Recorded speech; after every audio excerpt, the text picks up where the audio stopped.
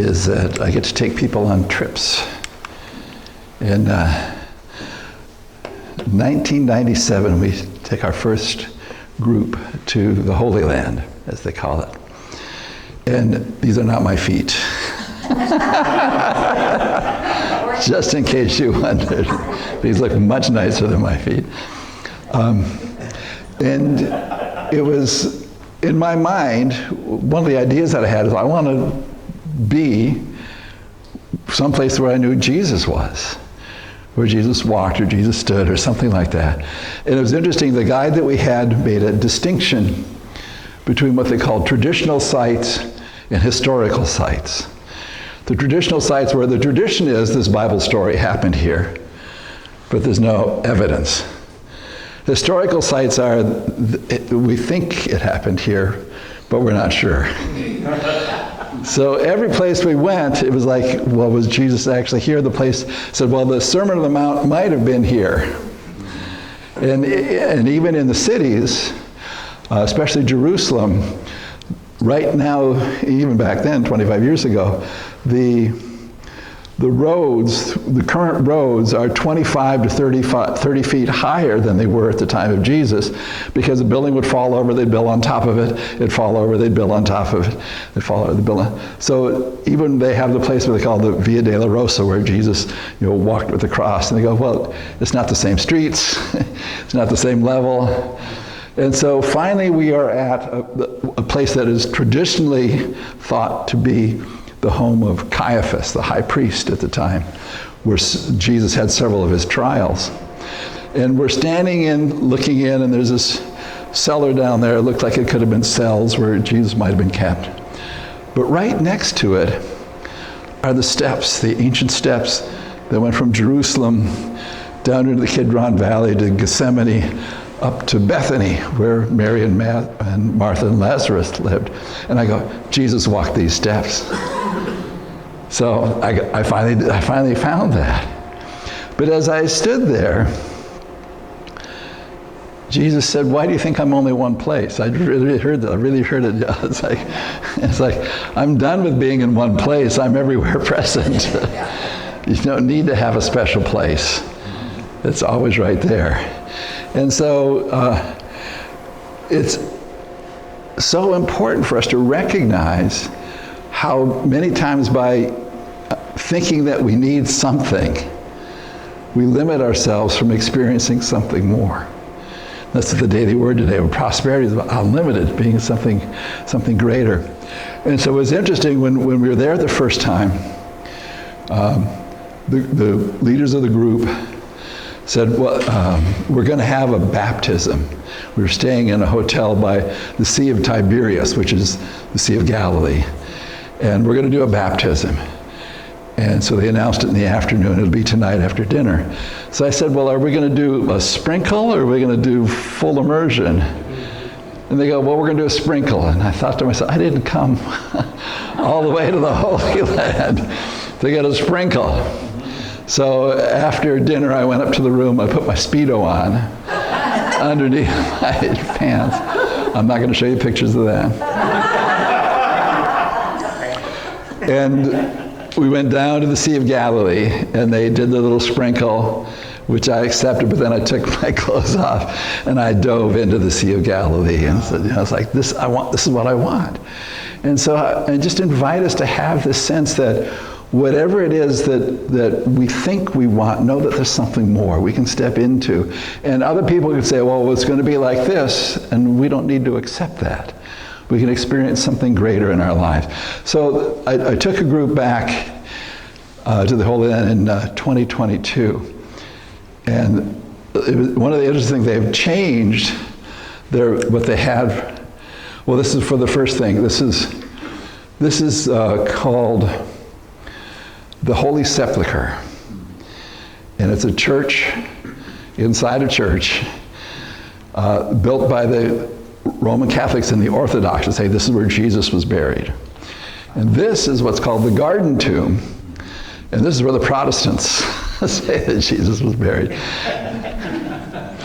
And again, Who knows? Because this is actually outside today's walls, but when that was built, it was outside the walls at that time, because the walls of the city have been expanded.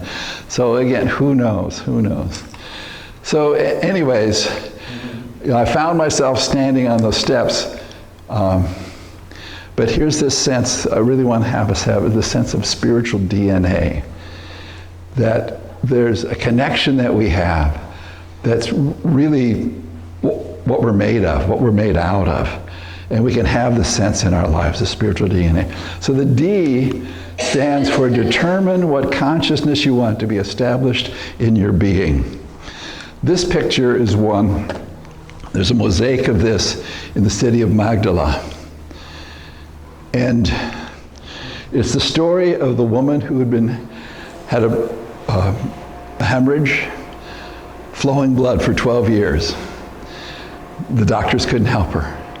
And actually it says in the notes that she'd used all her money and wasn't any better for it. But she has this idea that all I need to do is touch the hem of his garment and I'll be healed. And I love this story because Jesus walking, there's a crowd of people around him, and he stops and he says, somebody touched me.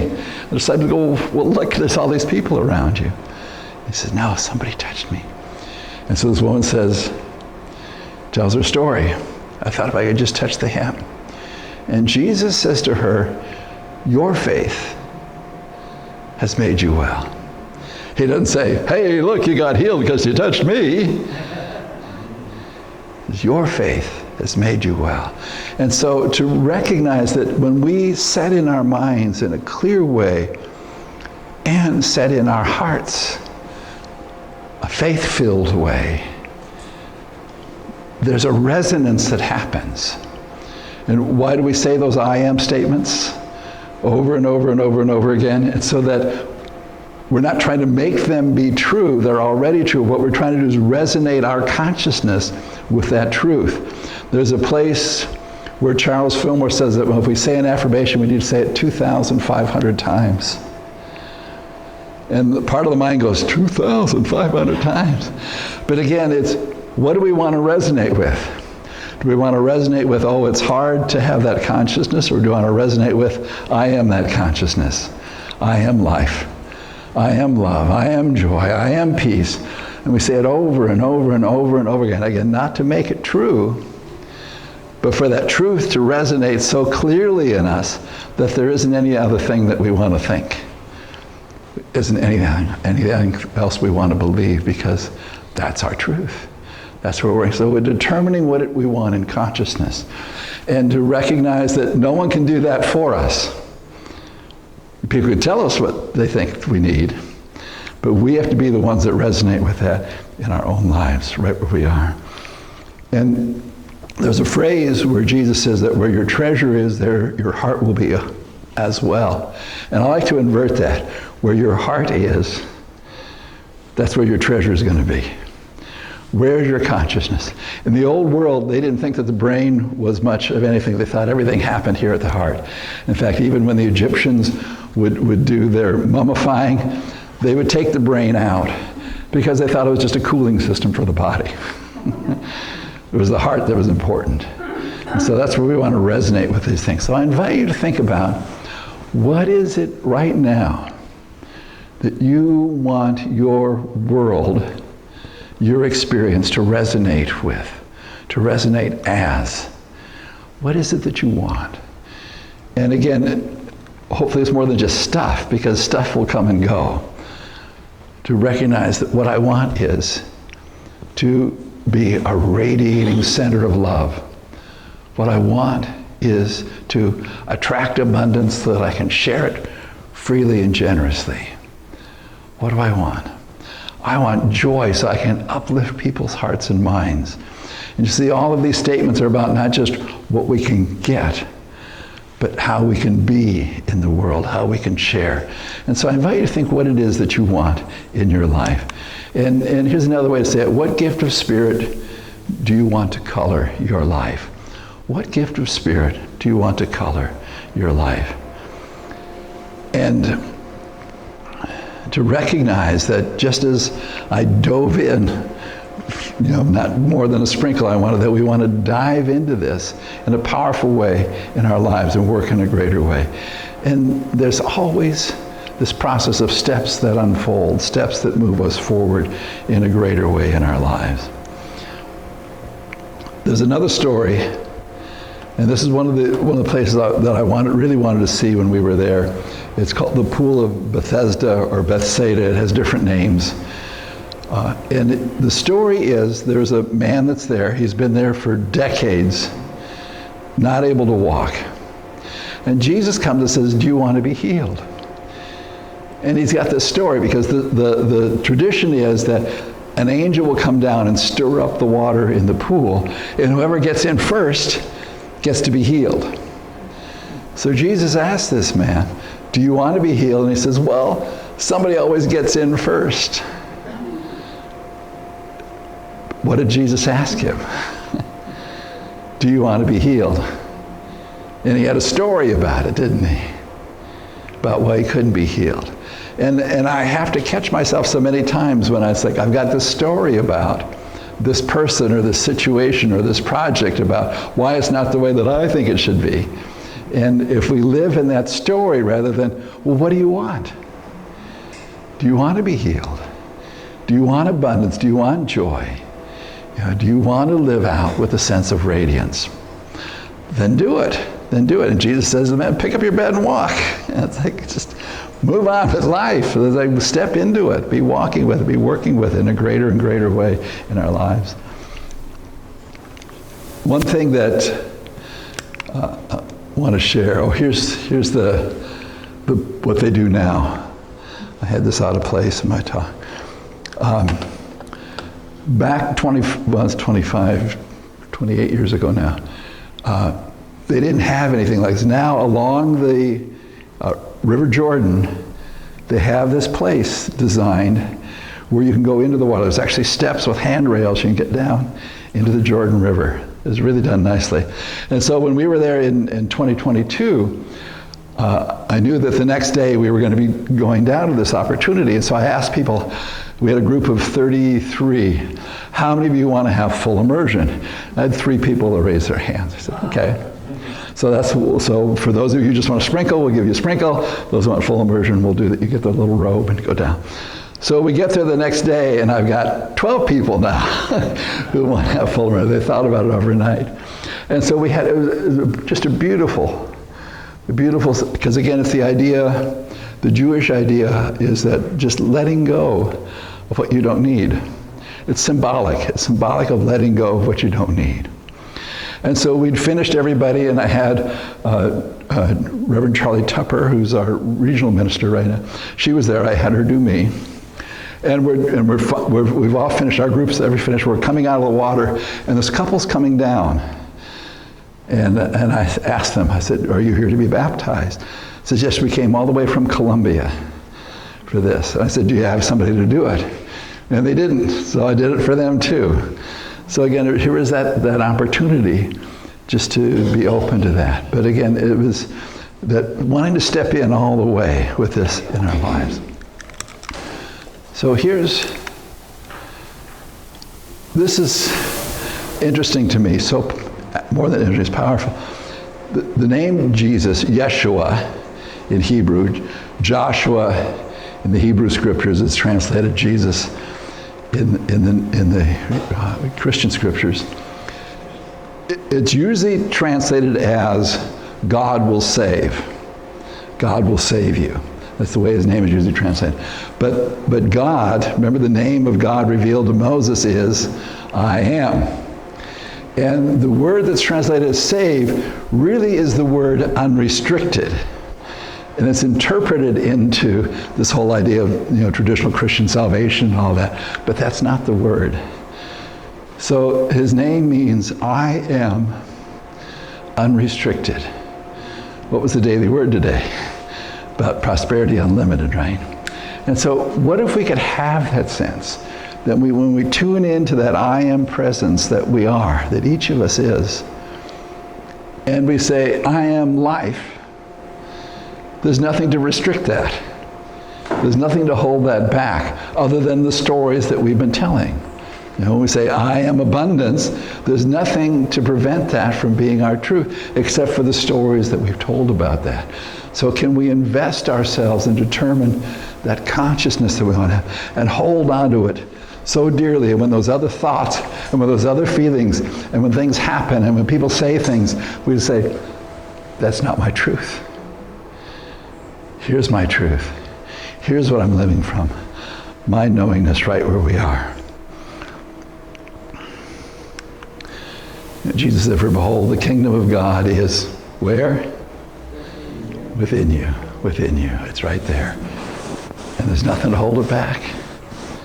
Let it out. Let it work in our lives. And so the state of mind that we want to have is being centered in this reality of that Christ presence within us. That's who and what we are. That's our identity. So that we introduce ourselves. Kathy Christ. Jerry Christ. That's who we are. We identify ourselves.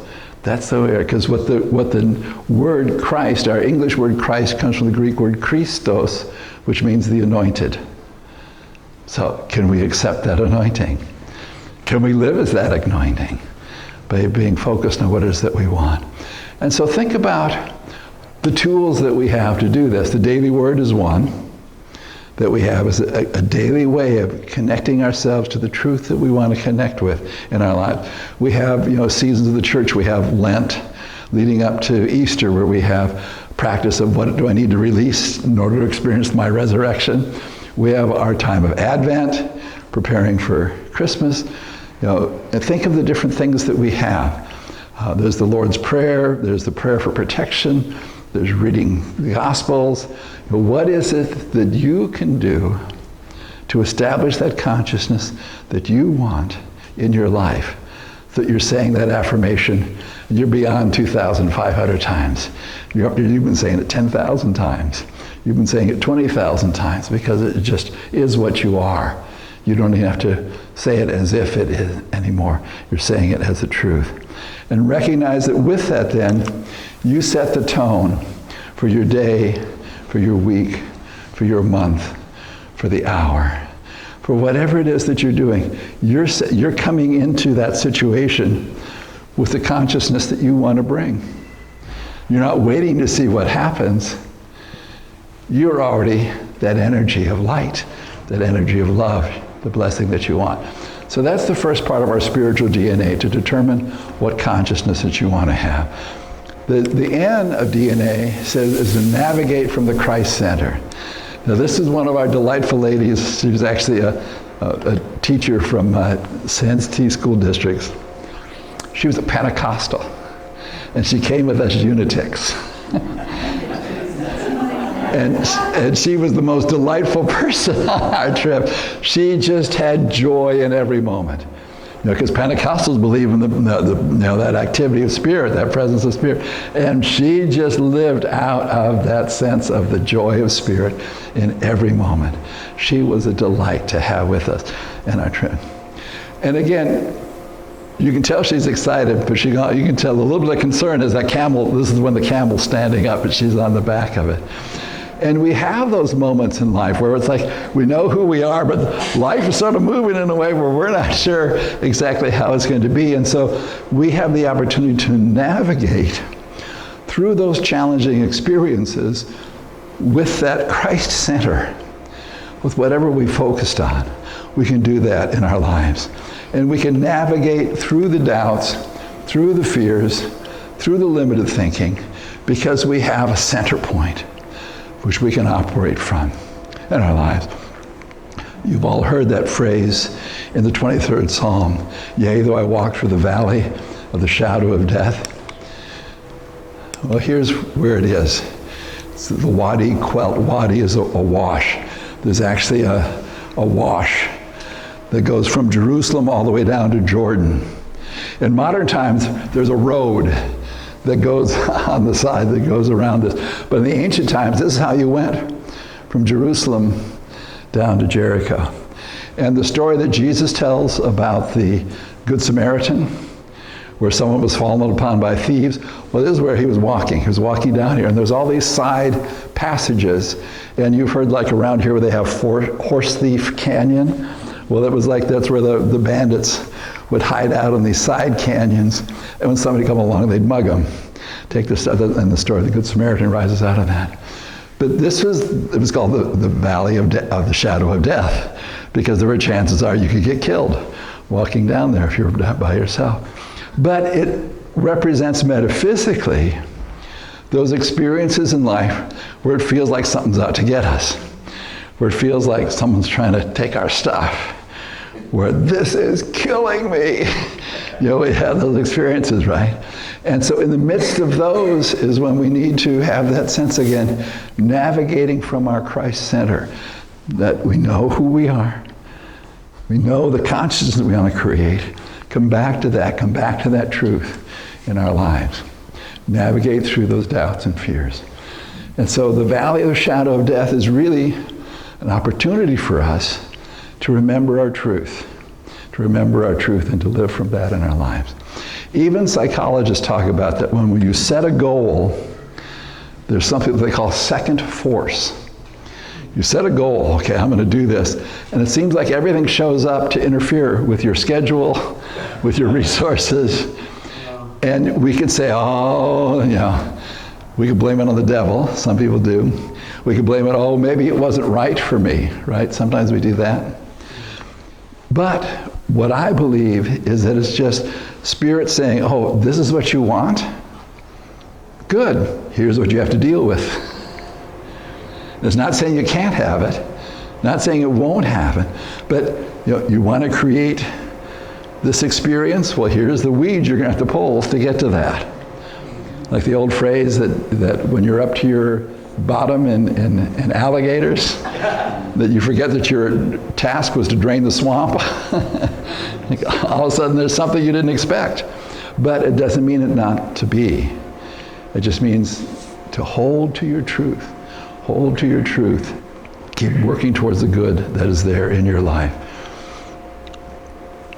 One of the things that occurs to me as I read the Gospels is that Jesus would go into the wilderness, and when he came back, there were miracles. And the wilderness is sort of looking back to like the Wadi Kelt, the Valley of the Shadow of Death. The wilderness looked like that. And so when the devil challenged him in the story, his first thing he said, because they had these rocks that were sort of round and flat that looked like a round loaf of bread. And so that devil part of that doubting part said, you're hungry, why don't you just change one of these into bread? And it was about challenging the sense that materialism is what we need. And Jesus' answer was always about God, going back to God, going back to his oneness, going back to his truth, even in the midst of those challenges, even in the midst of those temptations in his life. And so what I believe is that God always provides a revelation for us to act. In the midst of those challenges, rather than saying, oh no, why is this happening? To say, God, what's mine to do? And know that Spirit has this gift of understanding that's active in us in every moment as we go forward.